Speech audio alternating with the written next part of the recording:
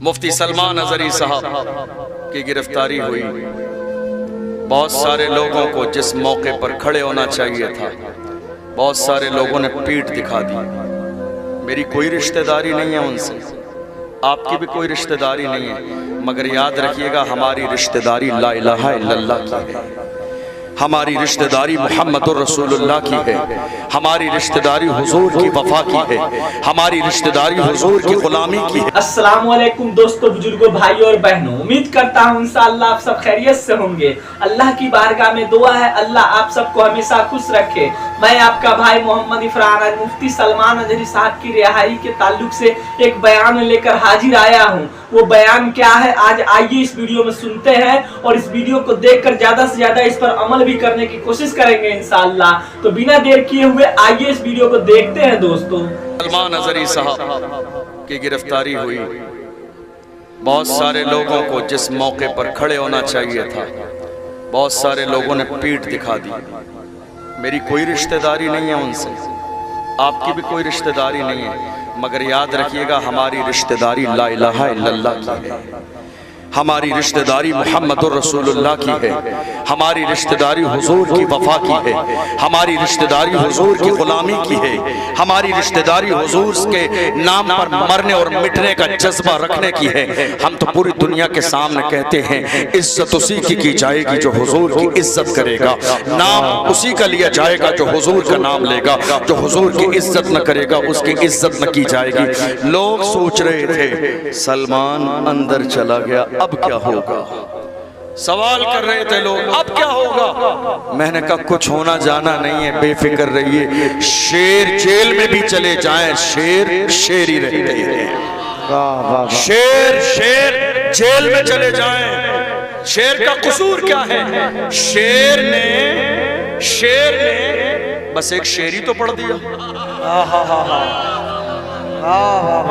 شیر کا قصور کیا ہے؟ شیر کا قصور کیا ہے؟ شیر نے ایک شیر پڑھ دیا، اور شیر پڑھنا شیروں ہی کے بس کی بات ہے، گیدڑ شیر نہیں پڑھ سکتے. شیر نے ایک شیر پڑھا اور شیر پڑھنا شیروں ہی کے بس کی بات ہے، گیدڑ شیر نہیں پڑھ سکتے. اور رہی بات حضور کی عزت کی، سلمان کھڑے ہیں تو نام سلمان میں کھڑے ہونے کی فطرت یہ کوئی نئی بات نہیں ہے. کل جب مکہ مدینے میں حضور کی ناموس پر بات آئی تھی تو سلمان فارسی کھڑے تھے، آج ہندوستان میں سلمان اظہری کھڑے ہوئے. سبحان اللہ سبحان اللہ. یہ کھڑے ہونا سب کے بس کی بات نہیں ہے، اس لیے ماننے کا مزاج پیدا کریں، خامیاں تلاش کرنے کا ہنر چھوڑ دیں، خوبیاں تلاش کریں، اپنوں کو اپنا سمجھیں، رسول اللہ کے ناموس پر پہرا دینے والوں کو اپنے دل میں اور سر پہ جگہ دیں. ہم سے لاکھ گنا اچھا تو ہے ہم اس زمانے میں نہ تو غیر سمجھدار تھے اور نہ ہی خاموش تھے، دیکھا تو سب کچھ ہم نے اور آپ نے بھی تھا، لیکن کیا بات ہے اللہ جس سے یہ کام لینا چاہتا ہے اسی سے کام لیتا ہے، اور جس سے اللہ نے کام لیا فخر کے ساتھ کہیے ہم اس کے ساتھ. بے شک وہ دن آئے گا اور ان قریب آئے گا. لوگ پوچھتے ہیں حضرت کا کیا ہوا، سلمان صاحب کا کیا ہوا؟ میں کہتا ہوں گھبرائیے مت، وہ دن آئے گا جب شیر پھر سے جیل سے باہر آئے گا. وہ دن آئے گا، اور جب وہ دن آئے گا تو یاد رکھیے گا شیروں کے حوصلے کبھی پست نہیں ہوتے ہیں. شیر کبھی دہاڑنا نہیں بھولتا ہے، شیر کبھی ڈانٹنا نہیں بھولتا ہے، شیر کبھی غرانا نہیں بھولتا ہے. یاد رکھیے گا ہم اپنے ملک کے امن کے دشمن نہیں ہیں. ملک کے امن کے دشمن کیسے ہو سکتے ہیں؟ اس ملک کو سینچنے والے ہم ہی تو ہیں، یہ ملک ہمارا ہی تو ہے. لوگ آج کے زمانے میں بھول گئے، مگر حضور کی عزت کی بات آئی تو ہم میں سے بہت سارے جوان اپنی جوانیوں کو سلامت رکھ کے خاموش رہے.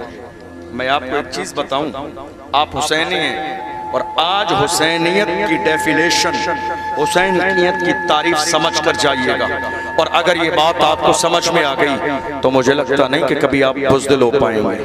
حسینی جانتے ہو کس کو کہتے ہیں؟ ظلم کے خلاف کھڑے ہو جانے اور ڈٹ جانے کا نام حسینیت ہے. بے شک حق ہے. سمجھ آئی بات؟ دوبارہ سنیے، میں نے یہ نہیں کہا ظلم کے خلاف کھڑے ہو جانے کا نام حسینیت ہے، نہیں.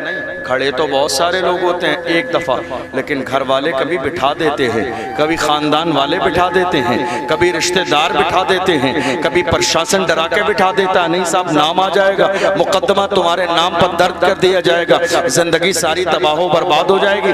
ہزار موقع آتے ہیں بٹھا دیے جاتے ہیں. اس لیے میں نے ڈیفینیشن بتائی تعریف کی، ظلم کے خلاف کھڑے ہو جانے اور ڈٹ جانے کا نام. ڈٹنے کا مطلب یہ ہے ہٹیں گے نہیں، ڈریں گے نہیں، چھپیں گے نہیں، دبیں گے نہیں، قدم پیچھے نہیں ہٹائیں گے. یا تو زندہ رہیں گے یا زندگی وار دیں گے. میرا تو آپ ہی سب کچھ ہے رحمت عالم، میں جی رہا ہوں زمانے میں آپ ہی کے لیے. واہ واہ بے شک سب کچھ حضور کی عزت پہ قربان کرنے کا مزاج پیدا کیجیے. ہم سلامت تھے، ہم سلامت تھے. اور اگر آپ کا ذہن حاضر ہے، ہم سلامت تھے، ہمارے ہاتھ سلامت تھے، ہمارا سر سلامت تھا، ہمارا پیٹ سلامت تھا، ہمارے پیر سلامت تھے. مگر جب حضور کی عزت پر بات آئی تو ایک ویل چیئر پر بیٹھنے والا بھی بول پڑا. ایک ویل چیئر پر بیٹھنے والا کون؟ جسے دنیا خادم حسین رضوی کے نام سے جانتا. ایک ویل چیئر پر بیٹھنے والا کون؟ ویل چیئر پر بیٹھنے والا دیکھ لو کون؟ خادم دنیا نہیں، خادم دنیا نہیں، حسین کا خادم، خادم حسین. اور یہ حوصلہ بھی حسین کے خادموں ہی میں ہوتا ہے. بے شک حسین کا خادم، خادم حسین، ویل چیئر پر بیٹھنے والا. جب رسول اللہ کی ناموس کی بات آئی، اس مرد قلندر کو کھینچا گیا اور کھینچ کر جیل میں ڈالا گیا. اور جب گھسیٹا جاتا تھا تو خادم حسین رضوی روتے نہیں مسکراتے تھے. دشمن پوچھتے تھے کیا بات ہے؟ جب گھسیٹا جاتا ہے لوگوں کو تو لوگ روتے ہیں، آپ مسکرا رہے ہیں. تو وہ مسکرا کے فرماتے تھے روتے وہ ہیں جن کا کوئی خبر رہنے والا نہ ہو. میرا یقین ہے میں جس رسول کی محبت میں گھسیٹا جاتا ہوں، گنبد خضرا سے میرے نبی مجھے دیکھ رہے ہیں. واہ واہ واہ سبحان اللہ سبحان اللہ اکبر. یا رسول اللہ لبیک یا رسول اللہ لبیک یا رسول اللہ. گنبد خضرا سے میرے نبی مجھے دیکھ رہے ہیں. اور اس سے زیادہ بڑی بات کیا ہو سکتی ہے؟ محبوب کی محبت میں آپ تڑپیں اور محبوب کو خبر ہو جائے. جس کی محبت میں آپ تڑپیں، جس کی محبت میں کھانا نہ کھائیں، جس کی محبت میں بیمار ہو جائیں اور اسے خبر بھی لگ جائے، اس سے زیادہ لطف اور لذت کس بات میں ہو سکتی ہے؟ خادم حسین رضوی نے جب یہ اپنا انداز کہا، میرے امام نے پہلے ہی ترجمانی کر دی تھی. پل سے اتارو راہ گزر کو خبر نہ ہو، جبریل پر بچھائیں تو پر کو خبر نہ ہو. کانٹا میرے جگر سے غم روزگار کا یوں کھینچ لیجئے کہ جگر کو خبر نہ ہو. فریاد امتی جو کرے حال زار میں، ممکن نہیں کہ خیر بشر کو خبر نہ ہو. ایسے کیسے ہو سکتا ہے کہ حضور کا غلام نام محمد پہ جان دینے کے لیے تیار ہو جائے اور گنبد خضرا کی مقین کو خبر نہ ہو؟ ذرا غور کیجئے گا. کون؟ علامہ خادم حسین رضوی ویل چیئر پر بیٹھے ہیں. فیض آباد کا دھرنا ہے، دسمبر کی سردی ہے. ماننے والے آگے کا حضرت آپ بیمار ہیں، چل کے ذرا آرام کر لیجئے. کہا آج میں آرام کرنے کے لیے بستر پہ چلا جاؤں؟ میرے نبی کی شان میں گستاخی کی جا رہی ہے. کل قیامت کے دن اگر مصطفیٰ جان رحمت نے مجھ سے سوال کر لیا کیا تیرا آرام و سکون میری عزت سے زیادہ تھا، تو میں قیامت کے میدان میں جواب کیا دوں گا؟ نہیں، سونا نہیں ہے. جان جاتی ہے تو جاتی رہے. میں یہیں بیٹھ کے پوری دنیا کی آنکھوں میں آنکھیں ڈال کے نعرہ لگاؤں گا. اور کیسا نعرہ لگایا، پوری دنیا پہ پہنچ گیا. وہ مسکرا کے کہتے تھے انہیں جانا انہیں مانا، نہ رکھا غیر سے کام، للہ الحمد میں دنیا سے مسلمان گیا. جان و دل ہوش و خرد سب تو مدینے پہنچے، تم نہیں چلتے رضا سارا تو سامان گیا. ہماری زندگی کا سب سے بڑا مسئلہ ناموس رسالت ہے. ہر چیز میں سمجھوتا کیا جا سکتا ہے لیکن حضور کی عزت پہ سمجھوتا کبھی نہیں کیا جا سکتا. ہم آج موجودہ دور میں جن حالات سے گزر رہے ہیں، یہ حالات ایسے ہیں کہ لگاتار ڈر اور خوف کا ماحول پیدا کیا جا رہا ہے. لیکن یاد رکھیے گا یہ ڈر کس بات کا ہے، خوف کس بات کا ہے، یہ پریشانی کس بات کی ہے؟ نہیں، آج علماء کی ذمہ داری یہ ہے کہ وہ مسجدوں میں اس طرح کی تقریر کریں تاکہ قوم مسلم کے دل سے ڈر دور ہو جائے۔ ڈریے مت، اللہ نے آپ کو مومن بنایا ہے۔ ایمان کی اپنی طاقت ہوتی ہے، عشق کی اپنی طاقت ہوتی ہے، حضور کی غلامی کی اپنی طاقت ہوتی ہے۔ آپ جانتے ہیں کوئی آپ ہندوستان کی سرزمین پر کرایہ دار نہیں ہے کہ آپ کے دل اور دماغ میں اتنا زیادہ ڈر موجود ہے۔ ہمیں اس بات کو بار بار دنیا کی آنکھوں میں آ کے ڈال کے بتانا چاہیے، جس ملک کی سرزمین پر آج بہت سارے لوگ اتراتے ہیں، یہ ملک انگریزوں کی غلامی میں زنجیروں میں قید تھا۔ اسی ملک کی سرزمین پر اگر آزاد کرانے کے لیے کسی نے مہم چلائی تھی تو وہ ہمارے ایک عالم دین تھے جنہیں دنیا علامہ فضل حق خیر آبادی کے نام سے جانتی ہے، جنہوں نے اس ملک کی آزادی کے لیے جہاد کا فتویٰ دیا۔ اور جانتے ہو انگریزوں نے جزیرہ انڈمان لے گئے، کالے پانی کی سزا دی علامہ فضل حق خیر آبادی کو، اور ایک انگریز آفیسر نے آ کے کہا تھا مولانا اب بھی وقت ہے، فتویٰ واپس لے لو، تمہیں گھر ملے گا، عزت ملے گی، مال ملے گا۔ علامہ فضل حق خیر آبادی نے اس انگریز کے چہرے پر تھوک دیا اور تھوکنے کے بعد کہا شیر کی ایک لمحے کی زندگی گیدڑ کی 1000 سالہ زندگی سے بہتر ہے۔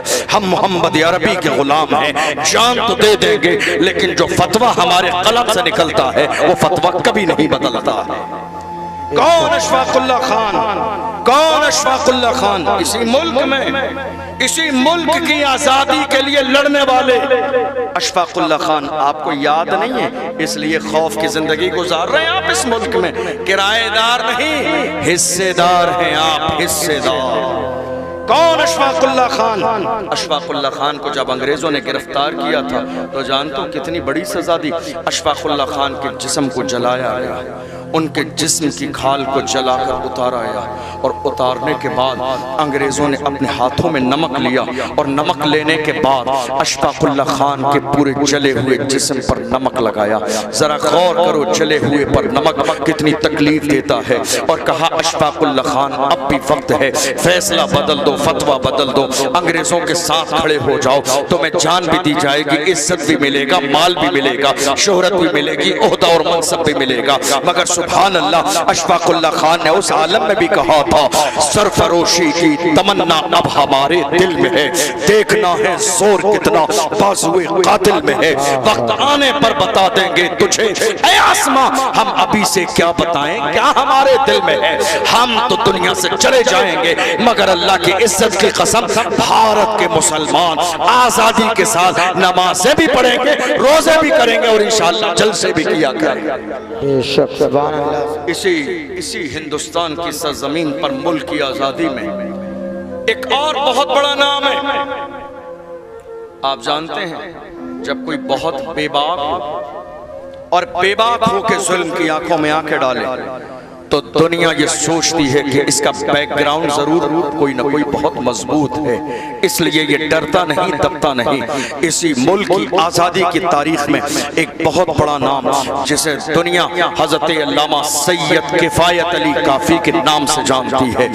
آزادی ہندوستان کے موقع پر جب ملک کی آزادی کے لیے مہم چلا رہے تھے اور بہت جانبازی کے ساتھ لوگ حیران ہو گئے، سید کفایت علی کافی کے پیچھے ایسی کون سی طاقت ہے کہ ڈرتے نہیں ہے، ایسا کون سا پاور ہے کہ جھکتے نہیں ہے، ایسا کون سا پاور ہے جو انگریزوں کے سامنے خوف نہیں کھاتے ہیں۔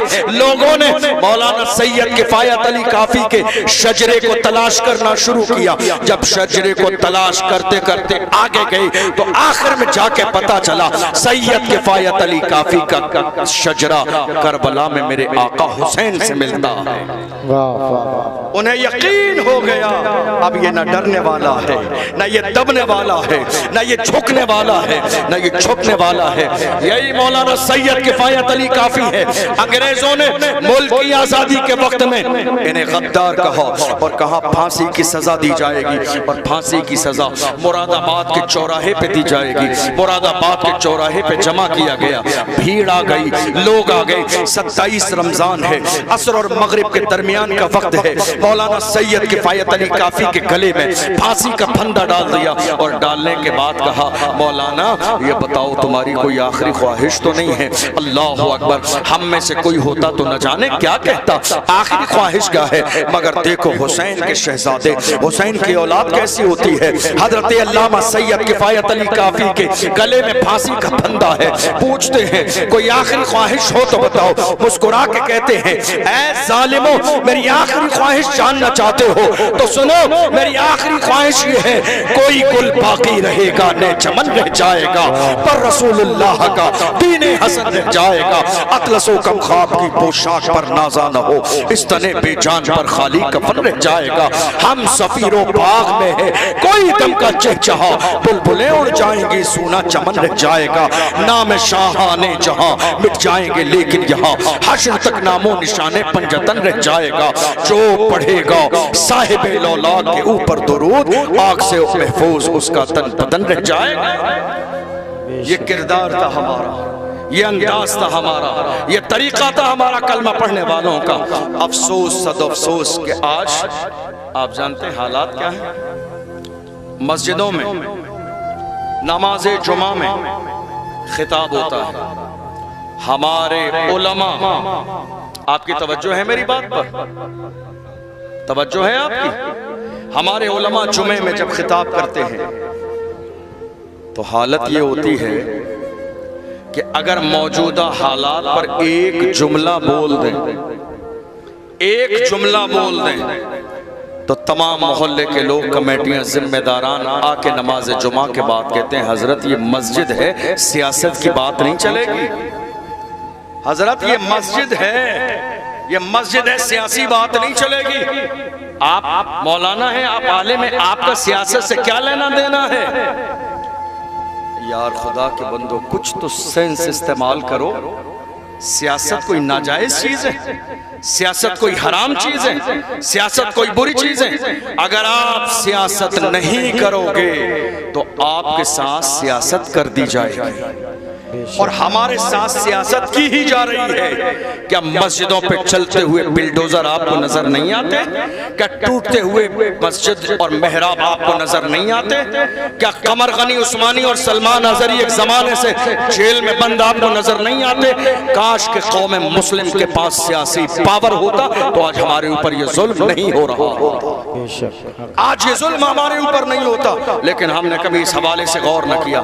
یار جن کی تعداد آپ سے کم ہے انہوں نے اپنے نیتا بھی بنا لیے، اپنے مکھ منتری بھی بنا لیے، بڑے سے بڑا عہدہ ان کو مل گیا، اتنی بڑی تعداد میں ہونے کے باوجود افسوس ہے اس بات پر کہ الیکشن کے زمانے میں میری قوم مسلم کے لوگ 500 روپے میں پورے خاندان کے ووٹ کسی ایک شخص کو بیچ دیتے ہیں، اور اس کے بعد آ کے کہتے ہیں مسجد سے، امام سے حضرت جمعے میں دعا کرا دینا اللہ ظالم حکمران سے نجات دے، ظالم کو پہلے ووٹ دے دیا 500 روپے میں، اور اس کے بعد کہتے ہیں اللہ ظالم حکمران سے نجات دے۔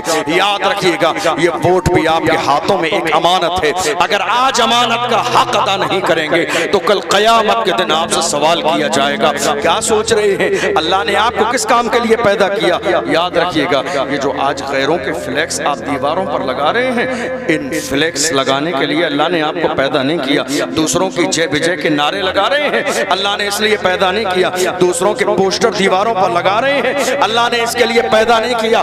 ماں رہرا متحرہ کی سرزمین سے سید العلماء نے اعلان فرمایا اے مسلمانوں کسی کی جے بجے ہم کیوں پکاریں، کیا غرض ہم کو، ہمیں کافی ہے سید اپنا نعرہ یا رسول اللہ، ہم کیوں کسی کی غلامی کریں، اللہ نے ہمیں غلامی کے لیے پیدا نہیں کیا، اللہ نے ہمیں قیادت کے لیے پیدا کیا ہے، اللہ نے ہمیں سرداری کے لیے پیدا کیا ہے، سرداری کے لیے پیدا کیا ہے، قیادت کے لیے پیدا کیا ہے۔ قائد بنیے قائد، اور اپنی آنکھوں سے ذرا سی پٹی کو کھول دیجئے اور یہ جاننے کی کوشش کیجئے کون اپنا ہے کون بیگانہ ہے۔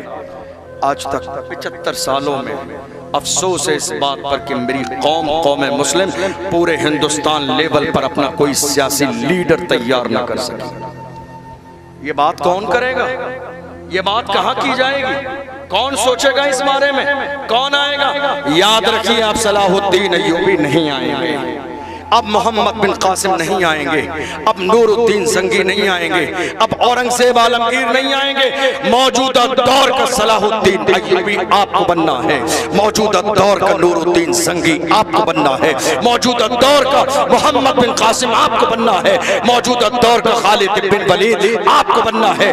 جس دن ناموس رسالت کے لیے اپنے خوف کو کھڑے کر کے ختم کر کے جو ہے کھڑے ہو جاؤ گے، اللہ آپ کے قدموں کو طاقت بھی دے گا اور آپ کے مشن کو کامیاب بھی فرمائے گا۔ میری باتیں سمجھ آ رہی ہیں آپ کو؟ بور تو نہیں ہو رہے ہیں آپ؟ میں اپنی بات بس مکمل کرنے لگا ہوں۔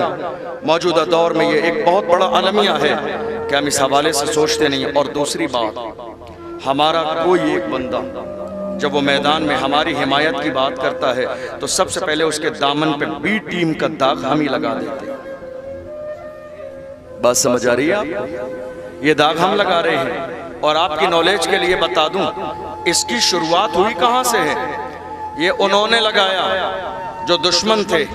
انہوں نے کہا اگر مسلمان اس شخص کے ساتھ کھڑے ہو گئے تو طاقت مضبوط ہو جائے گی، لہٰذا مسلمانوں کا ٹھہرا ہوا پانی ایک تھوڑے سے کنکر سے ڈال کر ہلا دو۔ نہیں صاحب، یہ تو ہمارا بندہ ہے۔ تمہارا بندہ ہے؟ کیسے تمہارا بندہ ہے؟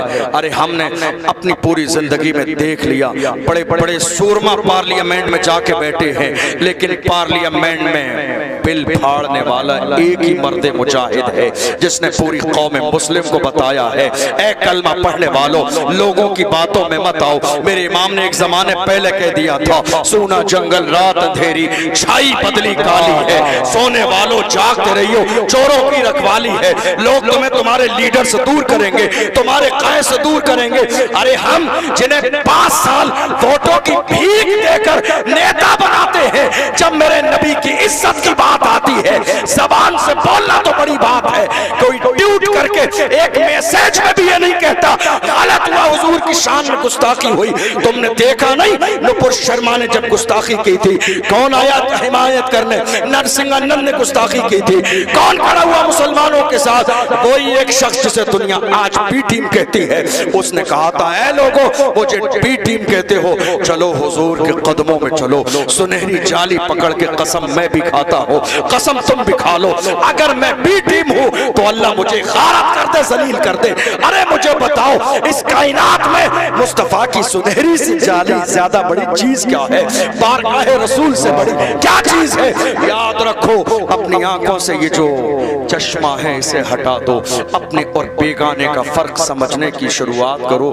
میں تو یہ سوچتا ہوں کہ قوم مسلم آج سمجھنا کیوں نہیں چاہتی ہے؟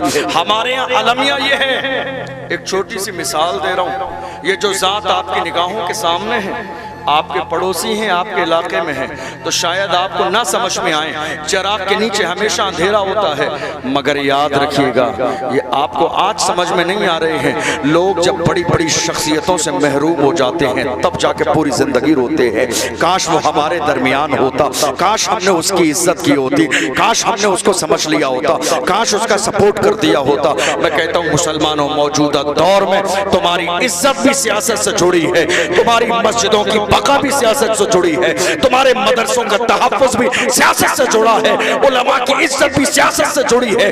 اس لیے یاد رکھو موجودہ دور میں اپنی ایک متحد آواز بناؤ، ذاتی رنجش ختم کر دو، ذات برادری کا اختلاف ختم کر دو، ایک بنو، نیک بنو، اور وہی نعرہ لگاؤ جو حافظ ملت نے الجامعۃ الاشرفیہ سے دیا تھا، اتحاد زندگی ہے، اختلاف موت ہے۔